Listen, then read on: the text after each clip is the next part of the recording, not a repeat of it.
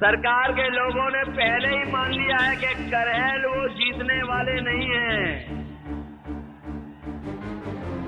और जहां जहां मैं होकर के आया हूं और जिन जिन विधानसभाओं में उपचुनाव हो रहा है, अगर हम प्रतिशत के हिसाब से जीत को माने तो 100% समाजवादी पार्टी और इंडिया गठबंधन। और जिस परिवार को उन्होंने बड़ा किया, उस परिवार के सदस्यों को सम्मानित करना और उनको साथ में लेकर चलने की जिम्मेदारी आपकी हमकी है। और अगर हम लोग ये कर लेंगे तो निश्चित तौर पर इस पीढ़ी परिवार को हम लोग और बड़ा कर सकते हैं। नमस्कार, SPN 9 न्यूज में आप सभी दर्शकों का बहुत बहुत स्वागत है। मैं आपके साथ नासमिन खान हूँ। इस खास प्रोग्राम की शुरुआत हम उत्तर प्रदेश से करेंगे। उत्तर प्रदेश जहां पर 20 नवंबर को 9 विधानसभा सीटों पर उपचुनाव होने जा रहा है।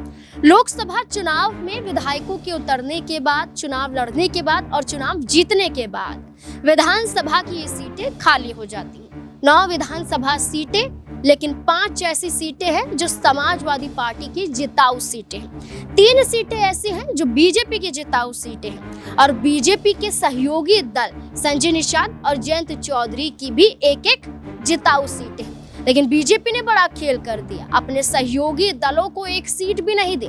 जयंत चौधरी को सीट दी तो बीजेपी के चेहरे को ही RLD के सिंबल से चुनावी मैदान में उतार दिया। बीजेपी से नाराज सहयोगी दल हैं। उत्तर प्रदेश में योगी आदित्यनाथ का बयान, बटोगे तो कटोगे पर बड़ी रार शुरू हो जाती है।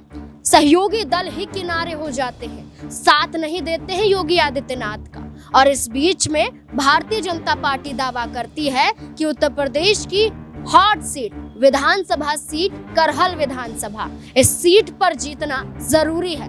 इस जीत के लिए चाहे परिवार के खिलाफ परिवार का चेहरा उतारना पड़े, लेकिन हम चुनाव में ऐसा करेंगे। हम परिवारवाद के खिलाफ हैं, लेकिन परिवारवाद को तवज्जो जरूर देंगे। और दिया भी अनुजेश यादव को चुनावी मैदान में उतारकर। लेकिन अनुजेश यादव को जिताने के लिए बीजेपी का कोई बड़ा चेहरा नजर नहीं आता है। देखिए भाई, करहल पर सीएम योगी आदित्यनाथ जाते हैं, अपने उसी बयान पर कायम रहते हैं। ये तक कहते हैं कि भाई सपई को जिताओगे तो आपकी बहु बेटियां सुरक्षित नहीं रहने वाली हैं, बटोगे तो कटोगे जरूर। ये बयान पर योगी आदित्यनाथ कायम और उत्तर प्रदेश में इसी बयान से जनता नाखुश। और यही बयान बीजेपी पर भारी पड़ता हुआ नजर आया। और इस बीच में देखा जाए तो अपर्णा यादव, मुलायम सिंह यादव की छोटी बहू और भारतीय जनता पार्टी का हिस्सा, सहयोगी दल पहले से नाराज हैं। अपर्णा यादव एक कार्यक्रम में जाती हैं,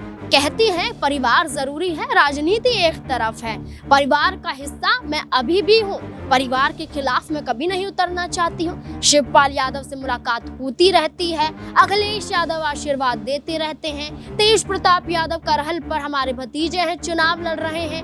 अब जीत का दावा तो अपर्णा यादव नहीं करती है, लेकिन इशारों ही इशारों में सपा की तरफ जाने का संकेत दे डालती हैं। और इस बीच में योगी आदित्यनाथ का बयान तो उनके लिए जिताऊ साबित नहीं हो रहा है, लेकिन अखिलेश यादव के खुलासे और तेज प्रताप यादव का ऐलान ये दर्शाता है कि वो करहल विधानसभा सीट, जहां पर यादव और शाक्य समुदाय की आबादी सबसे ज्यादा मानी जाती है, और उसी विधानसभा सीट पर यादव वोट बैंक और शाक्य वोट बैंक के आधार पर समाजवादी पार्टी चुनाव जीत जाएगी। क्या कुछ कह रहे हैं, देखिए जरा। विधानसभा के एक मतदाता का बहुत बहुत धन्यवाद और आभार प्रकट करना चाहता हूं।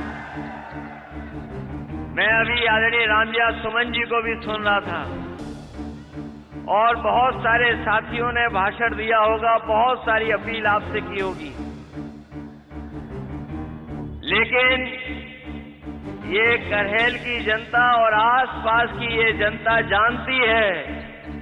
और सबसे ज्यादा जानकारी अगर कोई रखता है तो सरकार के लोग रखते हैं जानकारी।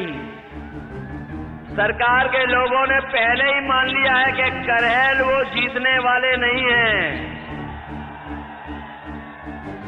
और जहां जहां मैं होकर के आया हूं और जिन जिन विधानसभाओं में उपचुनाव हो रहा है, अगर हम प्रतिशत के हिसाब से जीत को माने तो 100% समाजवादी पार्टी और इंडिया गठबंधन सीटें जीतने जा रहा है।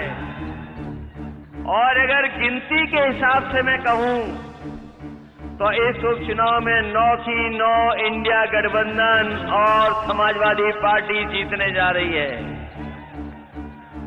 और जो सब जीतें होंगी इस बार उपचुनाव की, उसकी सबसे बड़ी जीत अगर कहीं होने जा रही है तो इस बार करेल विधानसभा से तेज प्रताप यादव जीतने जा रहे हैं।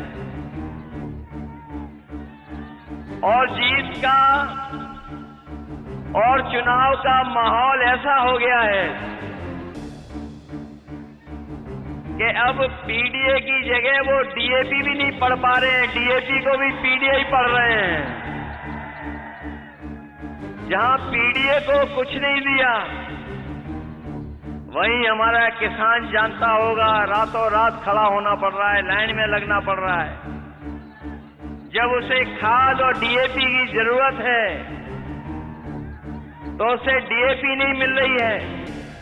थोड़ी बहुत जहां जहां चुनाव है वहां तो थोड़ा बहुत उपलब्ध करा दे रहे हैं, लेकिन करहेल में किसी किसान को डीएपी नहीं दे पा रहे हैं।